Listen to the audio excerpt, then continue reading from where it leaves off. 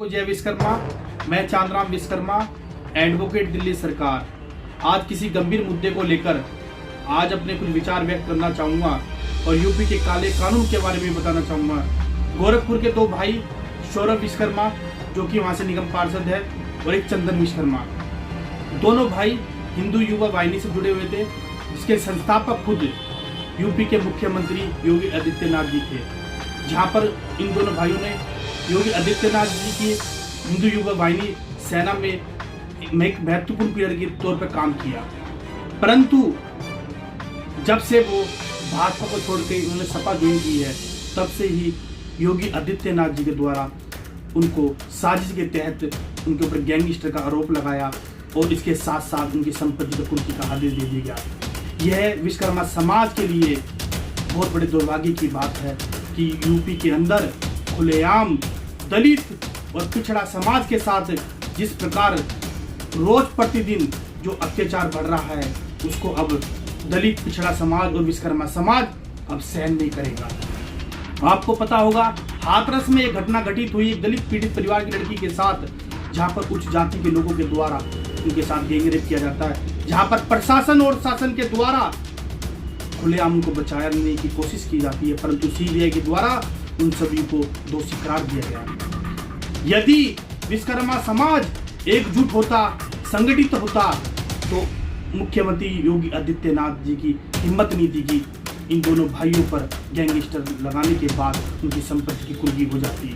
यदि दोनों भाई उच्च जाति के होते तो वह कभी भी ना उनकी संपत्ति कुर्की होती। मैं कह देना चाहता हूँ, बीजेपी सरकार कभी भी नहीं चाहती कि कोई भी दलित या पिछड़ा समाज का व्यक्ति उच्च स्तर पर जाए। मैं विश्वकर्मा समाज को कह देना चाहता हूँ, अब समय आ चुका है संगठित होने का।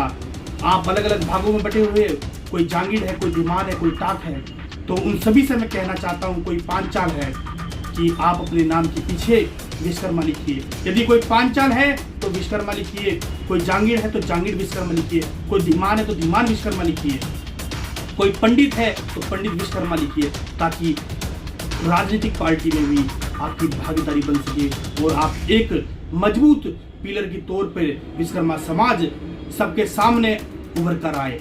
ये बड़े शर्म की बात है कि हमारे दो भाई जो न्याय की मांग कर रहे हैं विश्वकर्मा समाज से, दलित और पिछड़े समाज से, वो चाहते हैं कि उनको न्याय मिले और इस योगी सरकार से उनको छुटकारा मिले।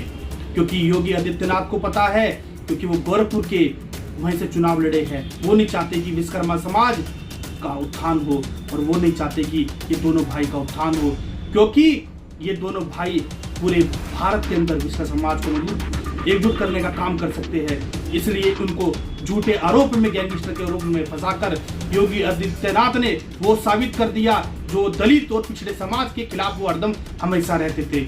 मैं चाहता हूँ कि इस वीडियो को ज़्यादा से ज़्यादा फेसबुक, व्हाट्सएप, ट्विटर के माध्यम से शेयर किया जाए, ताकि इन दोनों भाइयों को न्याय मिल सके और उस काले कानून से, योगी आदित्यनाथ का जो खुलेआम धज्जियां उड़ाई जा रही है काले कानून की, उनके बारे में सबको पता चले। और सभी विश्वकर्मा समाज, अब समय आ चुका अपनी ताकत को दिखाने का और एक मजबूत करने का। जय विश्वकर्मा, जय हिंद, जय भारत, जय संविधान।